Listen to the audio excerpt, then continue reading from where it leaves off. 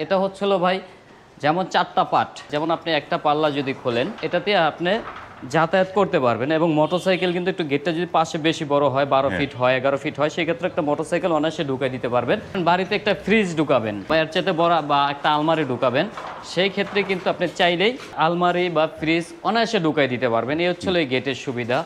এটা যখন আপনি খুলে দিবেন এদিকে আরও বেশি জায়গা যদি আপনার প্রয়োজন হয়, সেই ক্ষেত্রে কিন্তু এই পাল্লাটাও কিন্তু আপনি এদিকে খুলে দিতে পারবেন।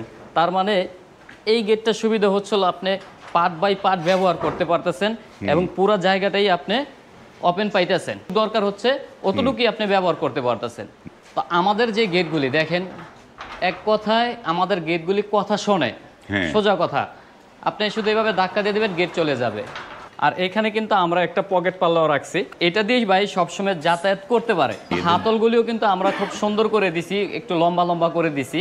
এইখানে যে কালারটা আছে এই কালারের সাথে ম্যাচিং করে আমরা কিন্তু নিচে এবং উপরে এই কালারটা করে।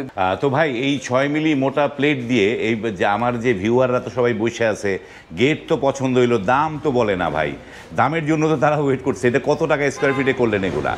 আমি কাস্টমারদেরকে বিশেষ করে প্রবাসীদের উদ্দেশ্যে আগে এটা বলবো যে ভাই, আপনারা আমাদেরকে অনেক সময় প্রশ্ন করেন ফোনের মাধ্যমে বা কমেন্টস করেন যে ভাই আপনার এখানে দাম কেন, হ্যাঁ আপনার এখানে দাম কেন। ভাই একটা জিনিস আপনারা মনে রাখবেন, দামে যেটা ভালো মানে সেটা অবশ্যই ভালো।